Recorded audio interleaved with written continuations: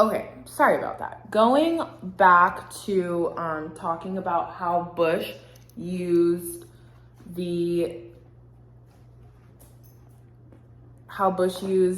this the ESEA and the precedent that Johnson set in order to make his changes in the federal impact that he had on the education system. So we looked at this kind of synopsis on his views on education, the article George Bush on Education.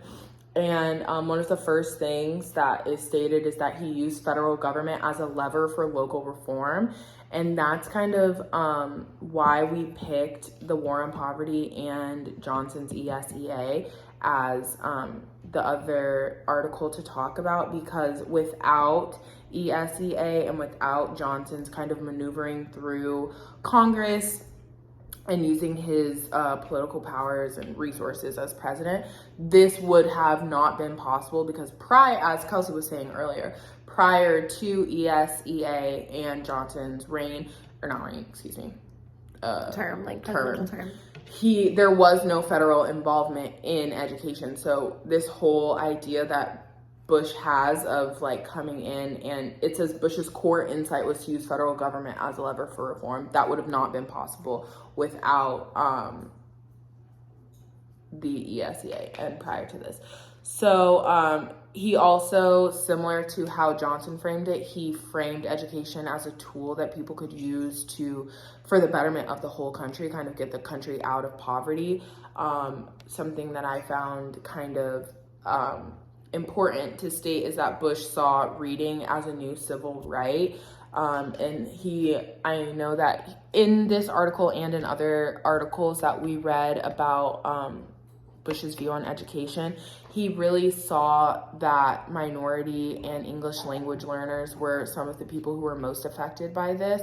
So he kind of framed it as a way that education was imperative for minorities or minoritized communities to kind of shift out of this poverty and the struggle that they were experiencing.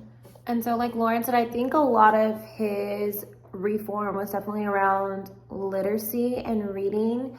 It looks like early childhood literacy. Yes. For sure. So he was basically stating that, a third grader should be reading on a third grade level and also be able to do math on a third grade level. And we were seeing that throughout the country as a whole, that wasn't necessarily what was happening. So implementing these early literacy programs and expressing like phonics be taught over whole language was another way to promote education and bring those children out of poverty and to give them the adequate resources to do so. But I think also, just kind of going back to what I was saying before, like the specificity of his impact on education, I don't feel like would have necessarily been possible without because after ESEA, then obviously there was a lot more federal involvement in the education system.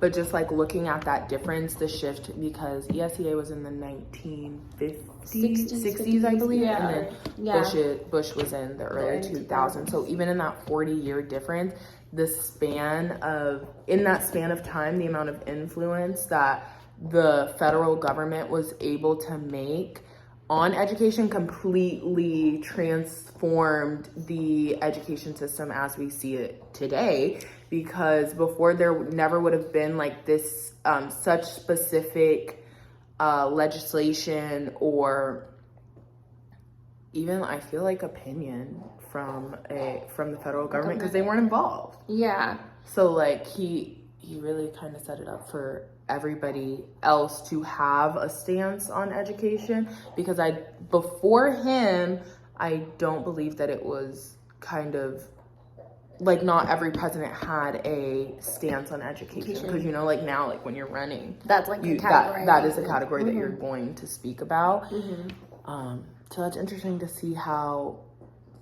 like political leaders have kind of had to shift from not having, or being like, oh, that's just a state and local issue, to like having to have a stance on it, and also make that stance approachable to the American people and say like, oh, because like it can't just be like, oh, we need to make education better. It's like we need to make education better because that is going to fight poverty. So that like having to frame it for a greater social context. I think even like, yeah, no, it makes sense. I think even just because isn't like from the readings, Bush is one that kind of made teachers accountable for that as well, meaning like kids have to be tested so many times throughout the year, multiple times, as well as funding was used as that lever, right? If your school does this amount on testing scores, and we'll give you this amount of money. Like that sense of accountability. Yeah, I think the accountability was something that's really big to talk about, as in like, again, like you stated, education wasn't such a big like hot topic until it was put with Lyndon Johnson, now with Bush, for him running and being like, hey, one thing we can do is hold these teachers accountable as well. And like you kind of said, it comes like full circle of like bringing these children out of poverty, but also giving them like equitable access to schools in order to get like that funding as well. Yeah, I think it's just kind of been interesting to learn and see how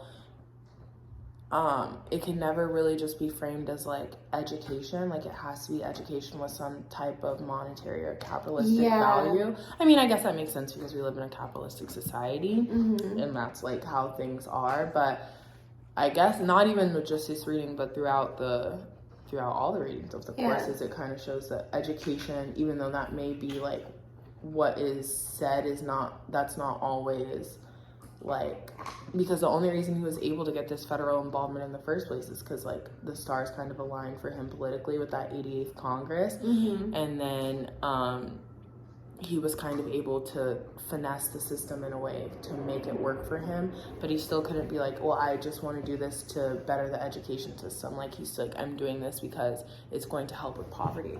Or Bush is saying, I'm doing this because people, I mean, he did frame it more in a context of education, but I think that's also because it had been 40 years since something like that had been done. Yeah, since something like that had been done. It was common for during Bush's term, everyone had the understanding that the federal government did have some involvement in education. And it's just like, I think too, going back to like how before all this, like in the 40s or whatnot, before Johnson, it was state and local, but then when you take a look at like the nation as a whole, being like, I think we talked about it in one of the classes, how like is really the Texas education system the same as like Louisiana, Alabama, Mississippi? Is that the same as Maryland or like the California, Massachusetts, like states like upstate, like how if it is taken in a sense of like it's more state and local, like how drastically different the education system can be, but versus with this accountability of like students being tested so often, teachers being like, okay, if you're not meeting these standards, then your school is not going to get this funding. It's just crazy because I honestly didn't understand the whole until like looking at these articles and really diving into like, wow, it really went from like local, state to, okay, now government has full involvement, but now it's like, okay, now we're going to give you back some power, but really we're going to like not hold some money over you, but really money over you to be like, hey, well, if you do what we kind of want you to do, we're going to be able to fund and give you resources. So it's just very interesting, like you said, like the whole full circle effect and how it's kind of like brought out to us as like a population. Absolutely. Yeah. Thanks.